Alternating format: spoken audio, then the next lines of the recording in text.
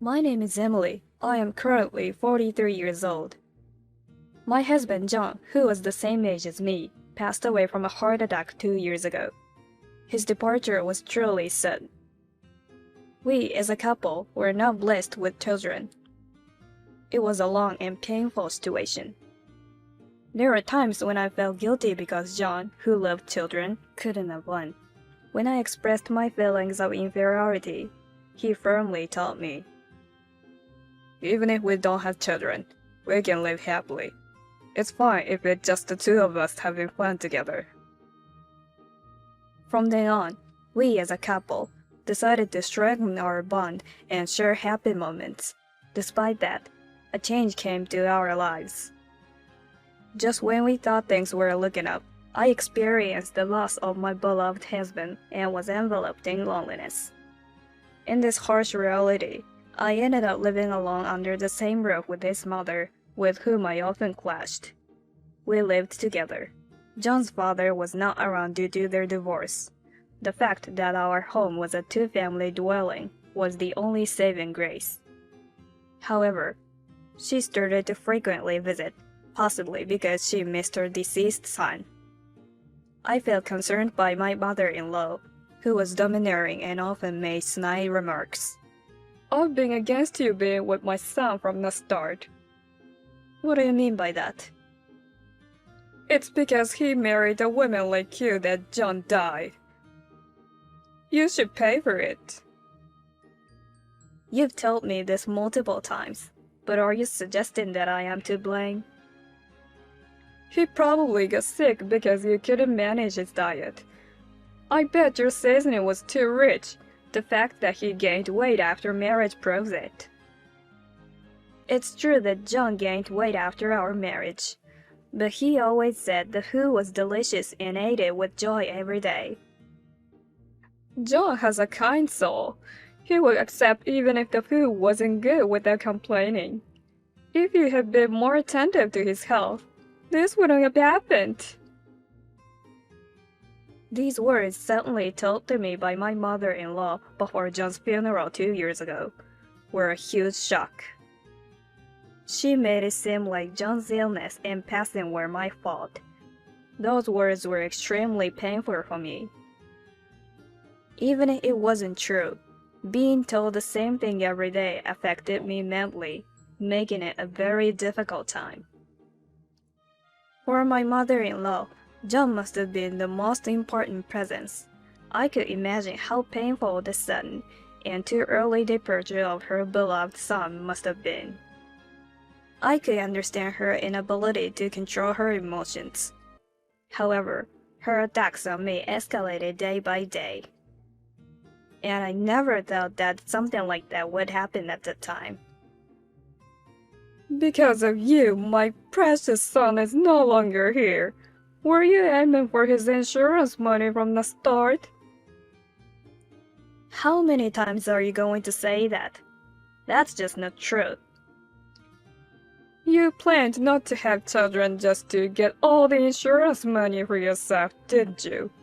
What a scary woman. We as a couple wanted children and were working hard on it, even visiting hospitals.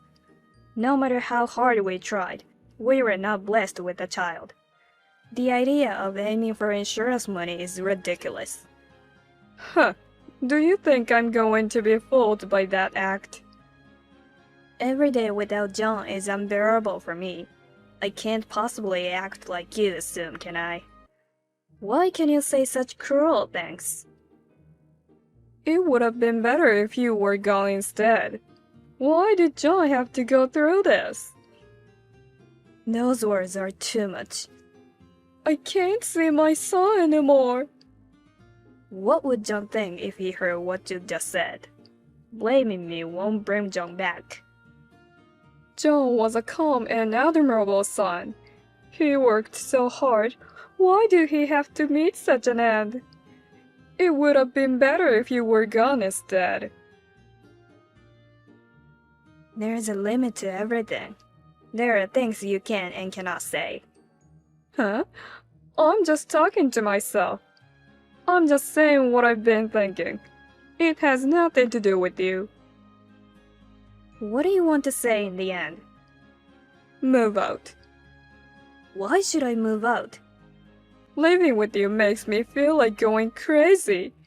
I won't say tomorrow, but please leave this house as soon as possible. As of John's passing, the ownership of this house should be mine. Now that John is gone, you think the insurance money and the house are all yours, right? You are unbelievable. I didn't know that there is insurance money involved. When she found out about the insurance payment after his death, it seemed to raise suspicions in her mind. She appeared to believe that I had caused John's death to get the house and insurance money, and no matter how much I tried to explain, she wouldn't understand. I felt at my limit with the situation. Living with her was becoming increasingly difficult, and my days were mentally taxing. Here's what happened the next day. You must be living comfortably without a home loan and with a lot of insurance money coming in, not even having to work. Is that why you came here today to say such things? My, such a cheeky way to respond. I can't stand the constant snide remarks. I understand that you're grieving over John, but it's not fair to take it out on me. I too miss him terribly and feel lonely. Really? Don't make me laugh. With a house and money, isn't everything just perfect for you? Playing the good wife act, are you? I don't want to hear such things. We struggled with not being blessed with children. But I loved John and always hoped for us to share many happy moments together. It's impressive how you can say such things. With all the freedom, money, and everything going your way, isn't life just perfect? That's so cruel. If I could exchange the money and house to have John back, I would do it in a heartbeat. Oh, so you're saying you don't need the insurance money then? Why would you even say that? If you don't need it, then I should have it, right? This money is the last gift John left for me, thinking of my future after he's gone. I want to cherish that sentiment. What a shameless woman you are. At this point, I felt it was detrimental for both of us to continue living together. So I mustered the courage to make a proposal I had been contemplating for a while. Can we end this lifestyle? What do you mean? Every day we argue, and it's just hard on both of us. I think it's difficult to continue living together. That would be best. Please find a place and move out soon. You're the one who should move out. This house is under my name. I can't believe you. Trying to kick me out, you're even worse than I thought. The house is too big for me alone. I'm considering selling it once things settle down. Plus, properties around here seem to sell for a good price. Just when I thought about what to suggest next, it's about money again. How much more do you need to be satisfied? If you're thinking of selling, you should just give it to me. Living alone, this house would be too big for you as well, and maintaining it, including property taxes, could be a burden. I can help you find an apartment. Why should I pay rent when I can't live here? If you're planning to sell, you should give it to me. I believe the rent for an apartment would be more affordable than maintaining the whole house. I can't afford to pay rent every month. I will help with the rent. If that's the case, that's fine. I'm glad to be freed from living with you. I always thought it would be the worst to be with you till the end. Promise me financial assistance. Alright then. Let's start looking for an apartment soon. So we decided to live separately. Mother-in-law seems to be struggling financially, so I intended to help her with the apartment fees. Our relationship is complicated, but she is the mother of my beloved husband, John. I want to support her as much as I can. Around the time I started looking for her new apartment, I suddenly fell ill. The diagnosis was cerebral hemorrhage. Luckily, it wasn't life-threatening. Including my recuperation period, I spent 2 months in the hospital. During my stay, mother-in-law never visited me. My parents and sister took turns caring for me. Thanks to their support, I could return to almost my regular daily life, with only slight residual symptoms. And just like that, my 2-month hospital stay flew by, and the day of my discharge arrived. I originally intended to return to my parents' house for a while, but when I went home to get my belongings, I was met with a shocking scene. What? The house is gone? What happened? I stood there in disbelief. Mother-in-law appeared as if she had been waiting for me. Congratulations on your discharge. I didn't expect you to come back looking so well. There are barely any lingering effects, and I can return to my daily life. Well, that's good to hear. I didn't anticipate you coming back so healthy. More importantly, what happened to the house while I was hospitalized? About that, I sold it for about $150,000. Sold it? What do you mean? So, you sold it without consulting me?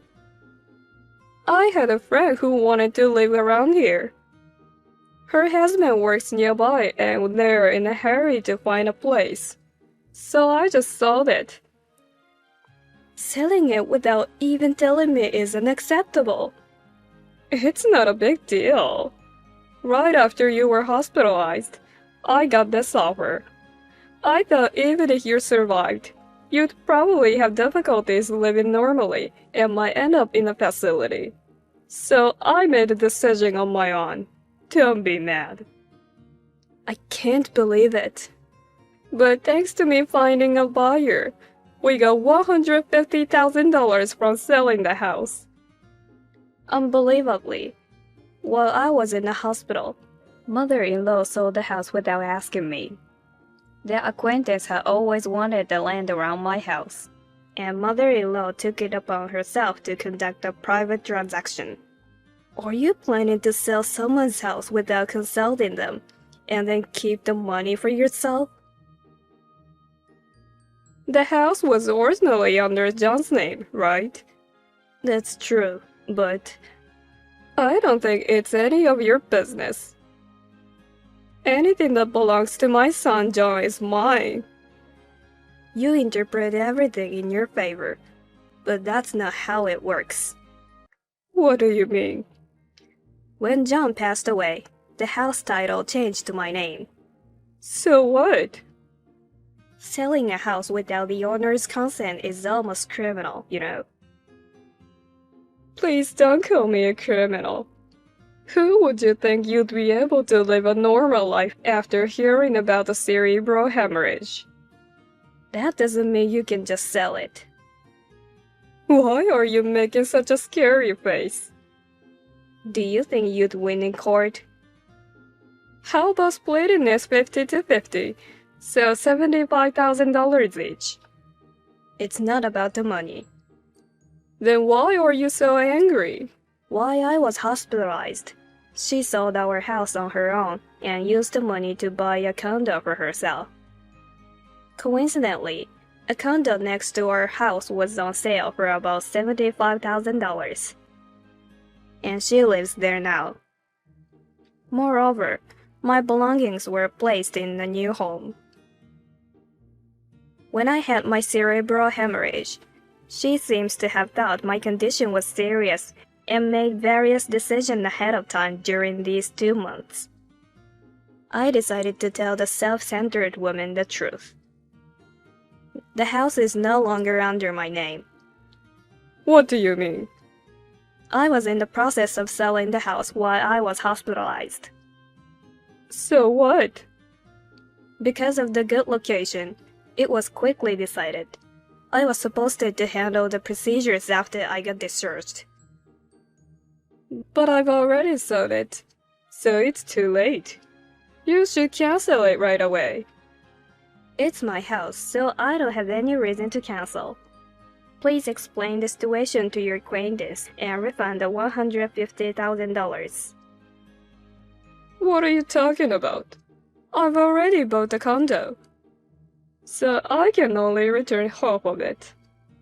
Then you'll have to sell the apartment you're living in now to refund the money, won't you? My clients also seem to be planning on demolishing the house, so it's convenient. I also have to move forward with the procedures, so please refund the money soon. Wait a minute. We're not done talking yet. I'm thinking of returning to my parents' home, so I'd appreciate it if you could send my belongings there. Wait! I think today will be the last time I see you. Please take care.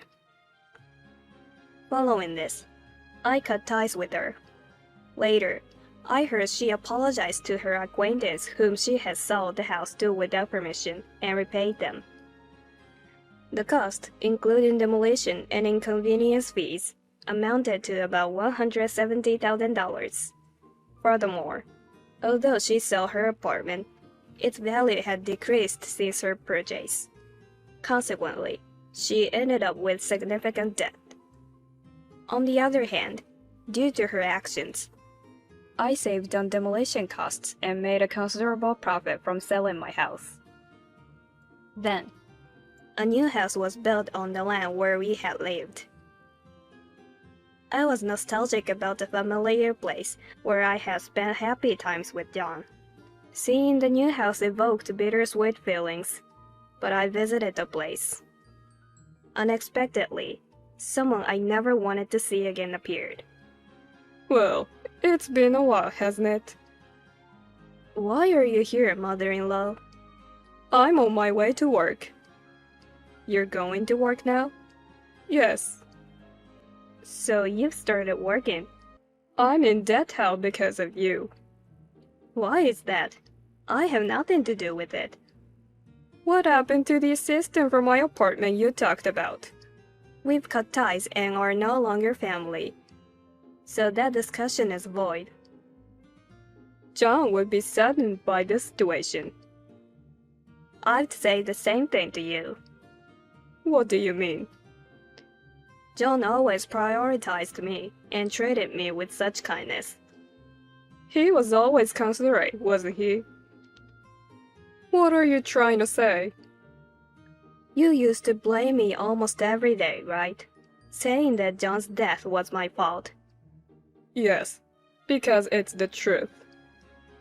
How do you think John would feel if he heard that? Mother-in-law was at the loss for words.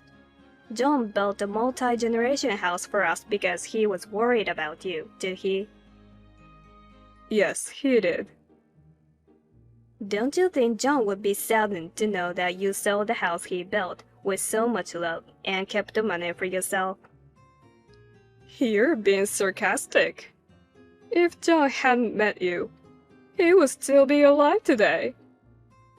Are you still going to say that? Will that change how you feel? I have no reason to be lectured by you. Now that you've got so much money, you should at least take on some of the debt. You're still family, aren't you? I never really liked you, but I intended to take care of you because you are the beloved mother of John. Of course, that's the least you can do. But honestly, I cannot forget some of the things you've done and said after I had a stroke. I just can't forget the hurtful words you've said to me. That was months ago. Don't hold a grudge. It's hard for the person who was hurt by those words to forget. You're quite tenacious, aren't you? Call it what you will. I'm not involved anymore. By the way, aren't you supposed to be at work by now? Oh, look at the time. Take care on your way. If it weren't for you, I'd be enjoying a peaceful retirement by now. Sounds like you regret your choices. Instead of blaming others, maybe it's best to reflect on your own actions. I then spoke my mind to her and left the scene. It's been only 2 years since John passed away. Thanks to the money he left behind, I'm now able to lead a stable life. The money that John left for me is invaluable, and I intend to use it wisely. I've purchased an apartment near my parents' house, and I'm living there alone. I miss having John by my side, but I find comfort in believing he's watching over me from heaven. I want to live a long, healthy life, cherishing the memories I shared with John, and living for the both of us. My dream is to one day reunite with him in heaven, and share all our cherished memories once again.